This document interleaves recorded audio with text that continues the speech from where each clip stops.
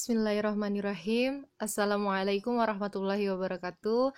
Halo semuanya, selamat datang di pembelajaran IPA kelas 7. Hari ini kita akan membahas tentang ciri-ciri makhluk hidup bersama saya Ibu Egy Ramada.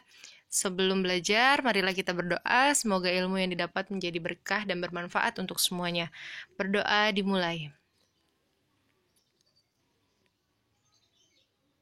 Berdoa selesai. Mari kita mulai. Di pertemuan sebelumnya, Ibu sudah meminta kalian untuk mengisi lembar kerja siswa atau LKPD. Ada gambar ini kan, masih ingat? Ya, saya yakin kalian udah tahu yang mana makhluk hidup dan yang mana benda tak hidup. Merpati, padi, dan orangutan adalah makhluk hidup. Good, pintar. Kalau sepeda, motor, dan truk adalah benda tak hidup. Sekarang, kenapa kita bisa mengelompokkan merpati, padi, dan orangutan adalah makhluk hidup, sedangkan yang sepeda, motor, dan truk adalah benda tak hidup? Mari kita lihat tabel ini. Setelah kita mengamati gambar yang tadi, coba kita isi. Sini saya ambil 3 aja ya, orangutan, padi, sama motor. Pertama, orangutan. Kita amati ciri-ciri orangutan. Apakah orangutan bergerak? Tentu saja. Apakah orangutan bernapas? Iya. Apakah orangutan makan? Pasti. Apakah dia tumbuh? Iya, karena dari kecil sampai besar. Apakah dia berkembang biak? Iya. Apakah mengeluarkan zat sisa? Tentu. Apakah peka terhadap rangsang? Iya. Apakah beradaptasi? Sekarang padi. Apakah padi bergerak? Tentu saja. Apakah bernapas? Iya. Makan? Iya. Tumbuh? Tentu saja. Apakah padi berkembang biak? Iya. Mengeluarkan zat sisa? Yes. Apakah peka terhadap rangsang? Iya. Dan beradaptasi? Iya. Sekarang motor. Apakah motor bergerak? Iya. Apakah motor bernapas? Tidak. Makan? Tidak. Tumbuh? Tidak. Berkembang biak? Tidak. Mengeluarkan zat sisa? Tidak. Peka terhadap rangsang? Tidak. Beradaptasi? Tidak. Sekarang orang utan dan padi adalah makhluk hidup, sedangkan motor adalah benda tak hidup. Berdasarkan ciri yang kita amati, maka ciri makhluk hidup memiliki beberapa ciri, antaranya bergerak, bernapas, makan, tumbuh, berkembang biak, mengeluarkan zat sisa, peka terhadap rangsang, dan beradaptasi. Jika dia tidak memiliki kedelapan ciri ini, maka dia bukan makhluk hidup. Mari kita bahas satu-satu. Bergerak. Bergerak adalah perubahan kedudukan dari posisi semula. Kalau manusia dan hewan kita bisa tahu ya, dia berpindah dengan alat geraknya yaitu otot dan tulang. Kalian udah tahu, pernah ngeliat juga hewan bergerak bebas, manusia juga kita bergerak bebas. Tapi kalau tumbuhan gimana? Tumbuhan bergerak hanya sebagian, misalnya ujung akar bergerak ke dalam tanah, pucuk daun bergerak ke arah matahari, itu pergerakan pada tumbuhan. Kemudian bernapas. Bernapas adalah proses pengambilan oksigen dari lingkungan dan mengeluarkan zat sisa karbon dioksida dan uap air.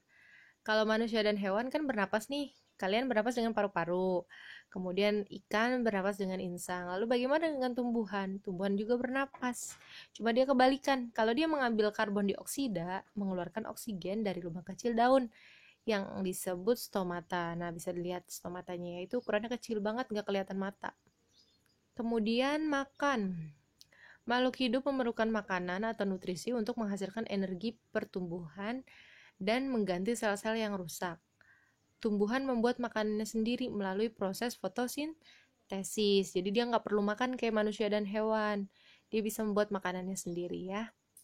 Kemudian tumbuh. Makhluk hidup itu harus tumbuh. Pertumbuhan itu apa? Proses bertambahnya ukuran tinggi, berat, dan besar. Bersifat irreversibel atau tidak dapat kembali ke semula. Contoh, kita dari umur 0 sampai 1 tahun ukurannya segitu tuh. Kemudian kita besar sampai umur 4 sampai 5 tahun. Kemudian sampai sekarang sudah SMP kalian ya. Ukurannya bertambah kan, tingginya bertambah, beratnya juga bertambah. Bisa nggak balik lagi seperti bayi? Tidak bisa. Itulah yang dinamakan pertumbuhan. Sifatnya irreversibel. Kemudian, peka terhadap rangsang. Nah, pada manusia dan hewan, kulit itu peka terhadap rangsang seperti rasa nyeri, tekanan, kasar, dan halus. Kalau pada tumbuhan peka juga nggak? Iya, dia juga peka terhadap rangsang. Misalnya dia rangsangnya berupa cahaya, gaya tarik bumi, sentuhan maupun zat kimia. Contohnya, kalian pernah tahu daun putri malu? Ya, daun putri malu itu kalau kita sentuh dia bergerak kan ya. Nah, kenapa dia bergerak? Karena dia peka terhadap rangsang berupa sentuhan. Itulah yang dinamakan peka terhadap rangsang. Kemudian berkembang biak. Apa itu berkembang biak? Kembang biak itu menambah jumlah. Tujuannya menghasilkan keturunan atau anak. Perkembangbiakan hewan dan tumbuhan itu ada yang sifatnya seksual, generatif atau kawin. Jadi berkembang biaknya secara kawin. Ada juga aseksual, vegetatif atau tak kawin. Jadi nggak kawin juga dia bisa menghasilkan anak. Contohnya tumbuh-tumbuhan tuh biasanya tak kawin. Kalau badak itu harus kawin baru punya anak. Selanjutnya adalah mengeluarkan zat sisa. Zat sisa apa sih sebenarnya? Nah, pada proses pembakaran zat-zat makanan akan dihasilkan energi dan zat sisa. Zat sisanya yang dikeluarkan berupa karbon dioksida, misalnya kita bernafas. Nah, itu adalah zat sisa tuh, ngeluarin karbon dioksida. Uap air, keringat kita, itu adalah zat sisa. Air kencing juga itu zat sisa. Ya, ini gambarnya. Kemudian beradaptasi. Adaptasi itu kemampuan untuk menyesuaikan diri dengan lingkungannya. Tujuannya untuk apa? Untuk bertahan hidup di setiap perubahan. Karena kita tahu kan ya, lingkungan itu selalu berubah. Makanya makhluk hidup itu harus mempunyai kemampuan beradaptasi biar tetap bertahan di lingkungan. Caranya dengan apa? Ada yang adaptasi morfologinya, bentuk tubuhnya dirubah. Ada yang adaptasi fisiologi, bagian dalam organ tubuhnya dirubah juga. Dan adaptasi tingkah laku. Contohnya nih, teori evolusi Darwin dan Lamarck ya. Dulu katanya jerapah itu lehernya pendek. Karena beradaptasi dengan lingkungan makan tanaman yang tinggi, maka lehernya memanjang. Itu salah satu contoh adaptasi. Selanjutnya, kita pelajari tentang klasifikasi makhluk hidup. Siapa yang di sini baru dengar kata klasifikasi? Klasifikasi itu adalah penggolongan. Jadi kita golong-golongin makhluk hidup nih. Klasifikasinya berdasarkan persamaan dan perbedaan ciri bentuk luar tubuh, alat tubuh bagian dalam, dan tingkah laku. Klasifikasi makhluk hidup dipelajari dalam cabang biologi yang disebut taksonomi. Jadi kalau kita belajar klasifikasi makhluk hidup, berarti kita belajar tentang taksonomi. Siapa yang nemuin taksonomi pertama? Yaitu Bapak Aristoteles. Ini dia orangnya, biar kalian kenal ya. Jadi kan makhluk hidup itu banyak banget di dunia ini ya. Makanya harus diklasifikasi atau digolongkan. Sebelumnya kita belajar dulu takson. Takson adalah urutan atau tingkatan makhluk hidup dari yang paling tinggi ke yang paling rendah. Ditemukan oleh Carolus Linnaeus yang dikenal sebagai Bapak Taksonomi. Nah, takson ini jadi urutannya. Ada takson tumbuhan dan ada takson hewan. Takson tumbuhan dulu kita lihat di tabel. Paling tinggi itu kingdom, berarti dunia tumbuhan. Semua tumbuhan itu masuk ke dalam kingdom. Terus dibagi lagi kingdom bawahnya namanya divisio, itu kelompok besarnya. Divisio dibagi lagi menjadi klasis atau kelas. Kemudian dibagi lagi ordonya atau bangsanya. Ordo dibagi lagi jadi family atau persuku. Baru dibagi menjadi genus. Dan terakhir adalah spesies, bagian terkecil. Ya, jadi makhluk hidup yang banyak itu digolongkan dari yang terbesar dunia tumbuhan. Nanti dikelompokkan lagi tumbuhan tingkat tinggi, tumbuhan tingkat rendah. Tumbuhan tingkat tinggi dibagi lagi nanti tumbuhan berbiji, tumbuhan tidak berbiji, dan seterusnya. Kalau di hewan, taksonnya paling tinggi kingdom, dunia hewan sama. Kemudian bawahnya pilum, kalau tadi di tumbuhan divisio, kalau di hewan namanya pilum kelompok besarnya. Di bawah pilum ada klasis, di bawah klasis ada ordo, bawah ordo ada family, genus, dan spesies sama. Sekarang kita belajar namanya binomial nomenklatur atau disebut tata nama ganda. Nah, kenapa ada tata nama ganda? Supaya semua orang menyebutkan satu jenis tanaman itu sama menggunakan bahasa Latin. Sekarang kita baca dulu ya. Tata cara bagaimana kita menulis tata nama ganda atau binomial nomenklatur. Yang pertama, nomor 1. Nama spesies terdiri dari 2 suku kata. 2. Kata pertama menunjukkan nama genus yang diawali huruf besar. Kata kedua menunjukkan nama spesies yang diawali huruf kecil. Keempat, penulisan nama jenis dan nama marga ditulis miring atau digarisbawahi per kata. Bahasa yang digunakan adalah bahasa Latin. Contoh soalnya gini, tuliskan nama Latin tomat dengan tata nama ganda. Nah, buat tomat ini kan beda-beda di setiap negara namanya ya.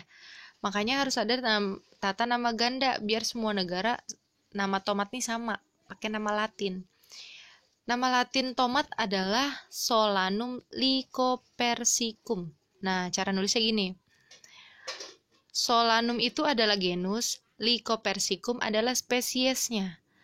Huruf Solanum, huruf depannya harus besar S-nya. Lycopersicumnya, L-nya tidak perlu besar. Huruf keduanya kecil.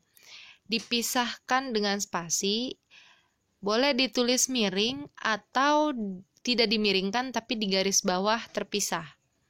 Berarti nama Latin tomat adalah Solanum lycopersicum, di mana Solanum adalah nama genus, Lycopersicum adalah nama spesiesnya. Oke, bisa dipahami. Jadi semua tumbuhan, semua hewan punya nama Latin.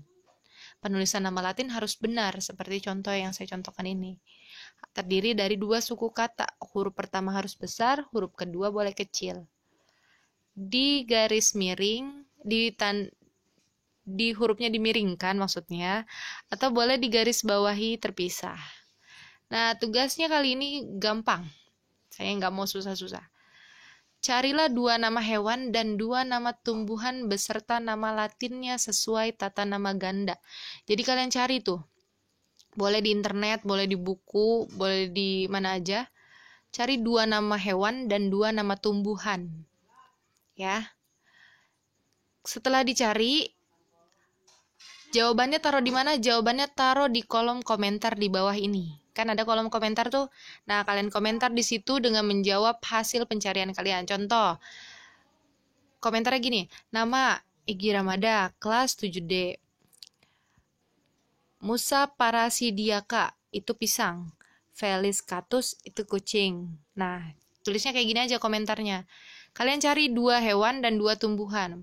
Catatannya, jawaban gak boleh sama dengan teman yang sudah komentar lebih dulu. Jadi siapa cepat dia dapat.